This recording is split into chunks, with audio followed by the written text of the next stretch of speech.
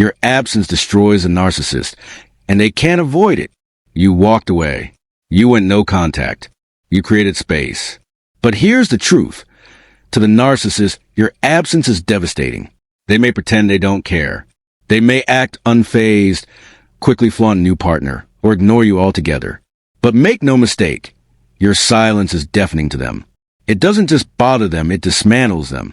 In this video, we're going to unpack why your silence hits them harder than any words ever could, why going no contact cuts deeper than any argument, and most importantly, why your healing, not their reaction, is the real story worth focusing on. So stay with me, and as you listen, ask yourself, have you seen the cracks in their mask since going no contact? And how has your peace shifted since stepping away? Share your thoughts in the comments. We want to hear your voice. Let's be clear. Narcissists don't thrive on love. They thrive on control. They need constant attention, admiration, and validation. It's called narcissistic supply, and it's their lifeblood. When you go no contact, you don't just leave their life. You cut off the drug they depend on. The steady stream of emotional reaction, confusion, and attention they got from you, gone. And without it, something dangerous starts to happen inside them. They unravel. Therapists call it a narcissistic collapse. It's what happens when their ego, carefully built on external praise and power, starts to cave in without someone to feed it. Your silence becomes more than just quiet. It becomes an existential threat. They panic. They spiral. They become emotionally unregulated. That confident, dominant persona, suddenly replaced by erratic behavior, rage, or eerie silence. You see, your presence used to stabilize their fantasy, whether that meant admiration, submission, or a fight they knew they could win. But now all that control is gone, and that's terrifying for them. Let me ask you, have you noticed odd behavior after going no contact? A sudden smear campaign? Silent stalking? Or random, strange messages from them, or they're flying monkeys? That's not random. That's collapse. They're scrambling for supply, testing if you'll respond, trying to see if there's still a spark left to ignite. But your silence? That's the signal they fear most. Because to a narcissist, silence doesn't just mean rejection. It means irrelevance. And that, to them, is worse than hate. So keep holding the line. Keep protecting your peace. Because every day you stay no contact, you take one more step away from their performance, and one step closer to your real, grounded life. And now I'd love to hear from you. Have you gone no contact with a narcissist? What did they do when the supply ended? Did they lash out, go silent, or try to guilt you back in? Share your story in the comments. Your experience might help someone else stay strong today. And stay tuned, because in the next chapter, we'll look at the games narcissists play when they realize they're losing their grip. So, what happens after you go no contact? After you cut off their favorite source of emotional control? They do what they always do. They try to replace you. At first, they might seem unbothered. They'll reach for another supply, a new partner, a best friend, or a group of people to charm and control. On the outside, it might look like they've moved on. But here's the thing, they haven't. Not really, because none of it sticks. The new people don't fill the gap you left. Not because you were perfect, but because you played a specific emotional role in their life, one tailored through trauma bonding and control. And those roles don't duplicate easily. This leads to something deep and disturbing inside them, cognitive dissonance. They truly believed you were the one who needed them, that your world revolved around their approval, that no contact was just your way of getting attention. But as days, weeks, months pass and you stay silent, they're hit with a harsh truth. You don't need them. That realization doesn't just sting. It unravels their identity. Suddenly, they're left sitting in a silence they can't manipulate, and that silence grows into a void, one they can't fill with distractions or substitutes. The result? Boredom, depression, panic, impulsivity. Behind their curated selfies and shallow flirtations, the truth leaks through. Their false self is crumbling. Let me ask you, have you ever seen this pattern unfold? A sudden rebound that fizzled out? A smear campaign that fell flat? A desperate message that just didn't land the way it used to? Drop your thoughts in the comments.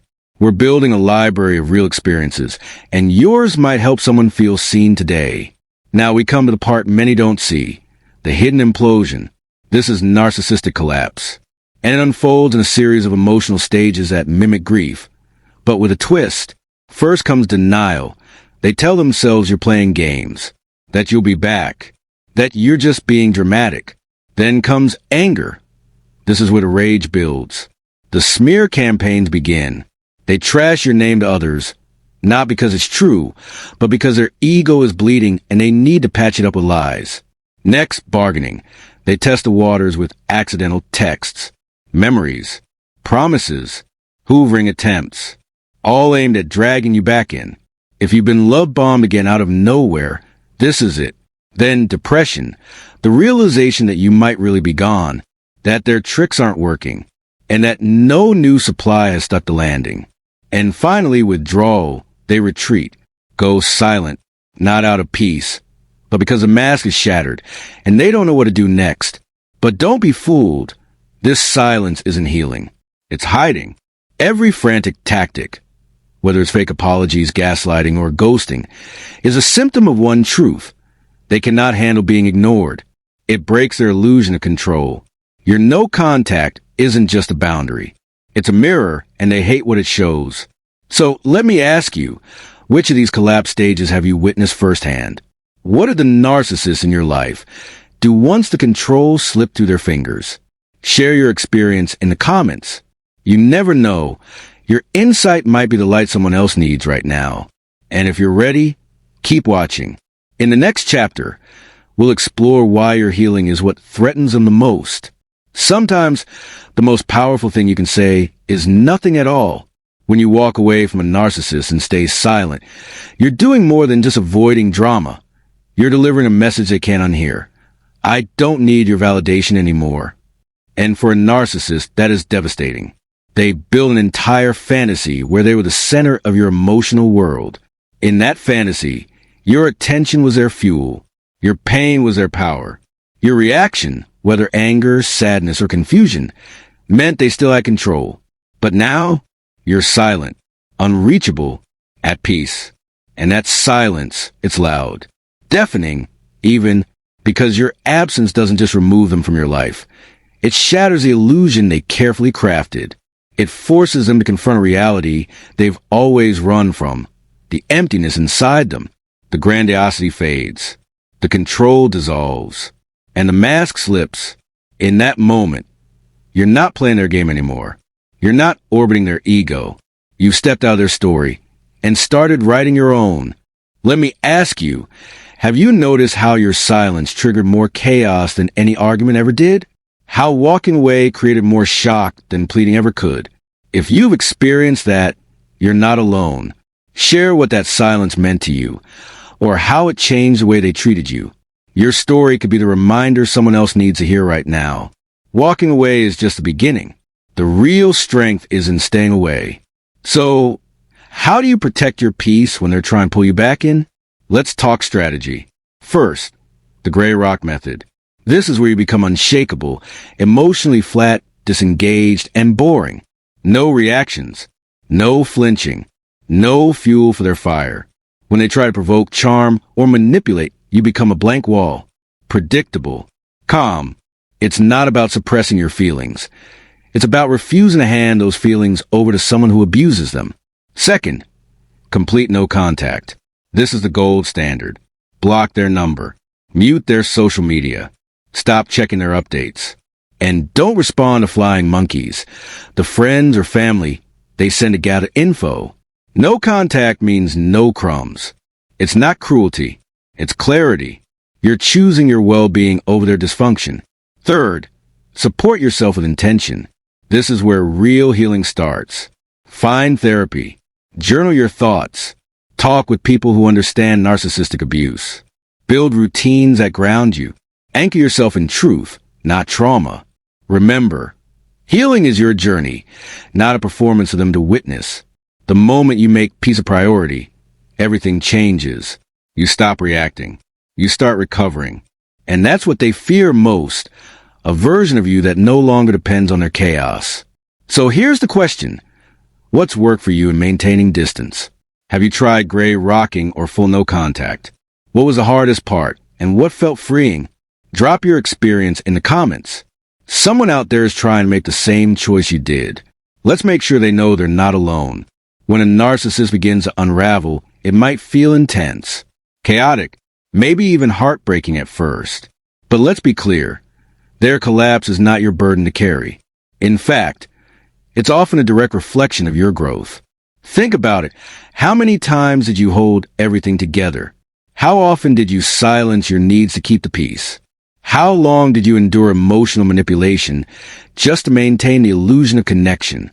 But then you walked away. You chose silence. You chose peace. And suddenly they collapsed. That collapse isn't because you were cruel. It's because they lost control. The mask they wore begins to crack, and underneath it, panic, desperation. Because you were never just a person to them. You were a mirror, a lifeline, a source of narcissistic supply. But now that supply is gone. And in its place, silence, boundaries, growth. This is a shift. The moment their destruction becomes your rebirth, you're not reacting anymore. You're not begging or explaining. You're not falling into the trap of fixing someone who doesn't want to be healed. And that, in itself, is power. Let me ask you something. Have you ever felt guilty for their breakdown? Like your peace was somehow responsible for their pain? If so, I want you to remember, their emotional spiral is a product of their own disorder, not your choice to heal. Your only responsibility is to yourself. And in your healing, you're modeling something radical, what it means to walk away and not look back. Feel free to share in the comments.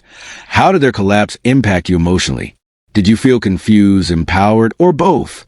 Your experience matters, and others might need to hear that they're not alone in this stage of the journey. Now, let's talk about the road ahead. Because even after no contact, even after the chaos settles, there can still be echoes. You might find yourself flinching at manipulation in new relationships. Trusting others might feel harder.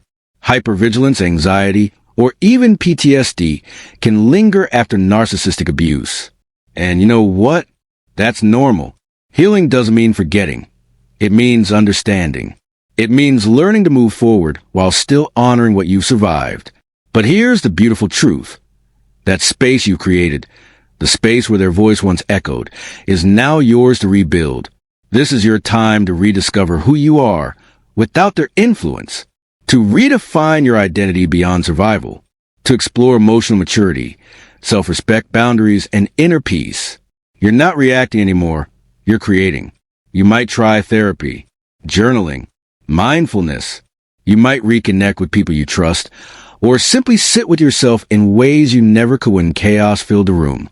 Your growth is slow and steady, but it's real. And as you rise, something powerful happens. You start helping others do the same. Your pain, transformed, becomes a kind of wisdom. Your journey, when shared, becomes a lighthouse for someone else lost in the storm. This isn't just about survival anymore. It's about service, strength, and self-awareness. So here's a question for you. What's one way you've grown that your old self wouldn't recognize? Is it your boundaries? Your voice? Your peace? Drop it in the comments. Celebrate it. Own it. Because this isn't just the end of something toxic. It's the beginning of something beautiful. You, whole, grounded, free. Your absence doesn't just hurt them. It destabilizes them. And that's okay. When you went no contact, you didn't just walk away from a person. You walked away from manipulation, confusion, and emotional chaos. You walked toward clarity, toward healing, toward peace. To the narcissist, your silence isn't just a lack of words. It's a loud, undeniable message. It speaks louder than any argument. It says you're done playing their game. It says you stepped out of their cycle and reclaimed your power. Your silence doesn't just confuse them. It confronts them. Without shouting, without drama, without needing to prove anything. You reflect back all the things they tried so hard to hide. All the manipulation they dressed up as love. All the control they disguised as care. Your silence shows them exactly what they are, without you saying a word. That silence shakes them because it breaks the pattern. They're used to reactions. They expect explanations, justifications, emotional responses. They know how to twist words, how to provoke tears, how to reel you back in with guilt or charm. But now they get none of it, and that is something they don't know how to handle. Let's be real, though. Choosing this path, the path of silence and no contact, isn't always easy. It's not always peaceful at first. Maybe when you pulled away, they exploded in anger. Maybe they flooded your inbox with fake apologies, promises to change, sweet memories from the past. Or maybe they did the most painful thing. They went silent too, as if you never existed, as if none of it ever mattered. That vanishing act is one of their cruelest moves. But no matter what their reaction was, the truth stays the same. Every single day that you held your boundary, even when it hurt, even when the silence felt heavy, you were growing stronger. Every message you didn't respond to was another step toward healing. Every time you chose not to argue, not to explain yourself, not to return to chaos, you're telling your nervous system, your heart, and your soul, we're safe now. They may have tried to pretend like they didn't notice. They may have put on a show like they were unbothered. But don't be fooled. They felt it deeply.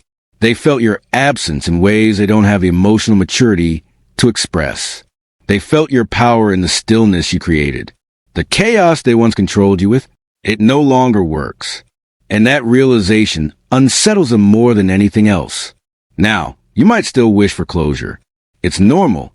You may still wonder if they'll ever realize what they did, if they'll ever admit the truth, if they'll ever apologize. But real closure doesn't come from hearing, "I'm sorry." Real closure is when you understand that you don't need it anymore. It's when you stop needing answers from someone who never had the capacity to give them. It's when you start writing your own ending instead of waiting for them to fix what they broke. When you walked away, you didn't lose love. You didn't lose connection. You didn't lose someone who truly cared. What you lost was illusion. What you gained was something far more valuable: your clarity, your voice, your peace. You finally made your energy, your space, your healing a priority. And that's not a small thing. That's a life-changing shift. So now let me ask you something deeper. How did your no-contact decision affect them? Not just their behavior, but their control. How did it shift the power in the dynamic? And more importantly, how did it transform you? How did choosing silence, choosing yourself, choosing peace, change the way you see yourself and your worth? Because that's where the real story is. Not in what they lost, but in everything you gained. Share your experience in the comments. You never know who might read your story and find the strength to begin their own healing journey. If you're looking for support, check the description. We've included affirmations, resources, and related videos to help you on the path to narcissistic recovery. And if you found this helpful, consider subscribing. This channel is your space for emotional independence, healthy boundaries, and reclaiming your power after toxic relationships. You've already started. Now keep going.